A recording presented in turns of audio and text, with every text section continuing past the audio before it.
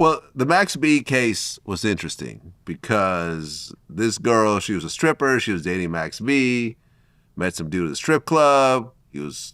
Took her shopping. He was throwing around a bunch of money. She goes back to Max B, and he sends her and his stepbrother to go rob him, and that turned into a murder. Pooh Sims, the stepbrother, ended up killing not the guy they're robbing, but like his friend who, showed up to bring some more money, allegedly, and they shot the dude in the head. But she was like tying people up. She was duct taping people and so forth. But it was interesting because at the point that the murder happened and they just grabbed a bunch of random items, it was like $200 worth of stuff. Instead of going to the police and saying, listen, I was just caught up in this murder, I was forced to do this, here's the stuff, I don't want nothing of it. She was transporting the stolen items from location to location until they finally caught her. She also said that Max B told the police where she was. That's how she got arrested. And that's where the whole telling thing starts. I was going to Sin City actually because I wanted to meet Max there because I needed some money. And he knew I was coming there, and it was said that, he helped the police catch me. That's what one of the detectives said on the stand.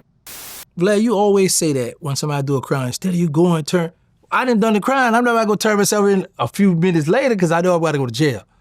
Well, think about it. If you're a woman, some of them be the most loyal. You go along with someone who kills the person that you just thought you're going to rob. Mm-hmm.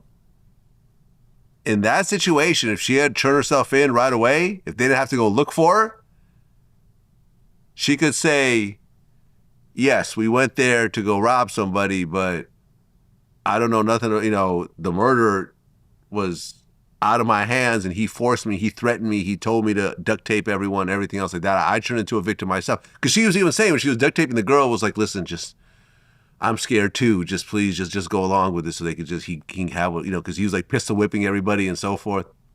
I don't know, man. I can see how a girl can get caught up in this. She was like 25 at the time, stripper. Mm-hmm. Not the sharpest girl out there. I think she's kind of on the spectrum a little bit. No, you know what it be? A lot of them, and them strippers in the club too, so a lot of them it be the thrill. Like, I'm about to go hang out with these dude, we gonna pull this crime. And then once they get caught, years later they realize like that was something stupid I did. Yeah. I should have never done that. But when she say that Max B told the people where she was at, what proof she have? The arresting officer told her that, and then he took the stand and said that on the stand. Who? The officer. Oh, he said, this guy told me to. Yeah. Yeah, and what was interesting about that also was that when she got arrested, she told him everything. But she said, well, I didn't realize that I was cooperating because I thought you had to write a statement and sign it.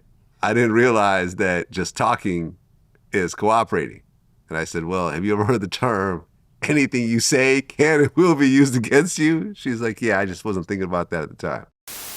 What they did while I was talking, not formally giving a statement, but talking, they had a tape recorder that I did not know about, and they were recording, and they were actually taking advantage of the fact that,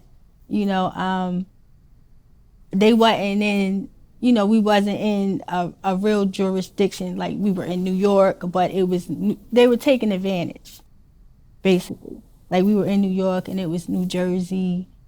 I feel like they took advantage of me constitutionally, like my rights.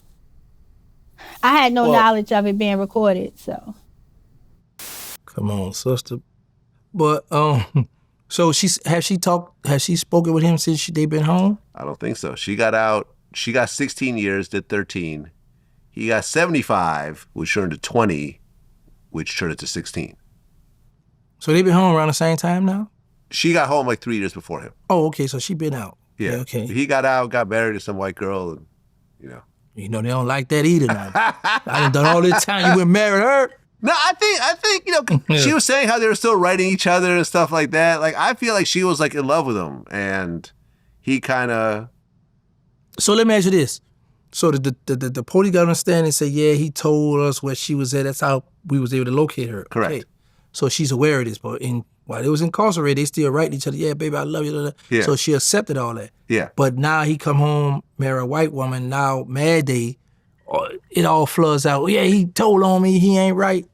Man, this She wasn't even really like that, though. She wasn't, like, mad at him. She just said, well, you know, when I was arrested, this is what they told me. And then the officer took the stand and said that on the stand as well. It's a little bit of a weird story because if you're involved in a crime, why would you tell the police where one of the perpetrators, where your co-defendant is, especially a girl, knowing that she'll probably lose her shit and start to cooperate? Wouldn't you try to hide that person? Yeah, that was I don't the know. weakest link. You're like, oh no, I ain't gonna let her get caught, but she gonna tell everything.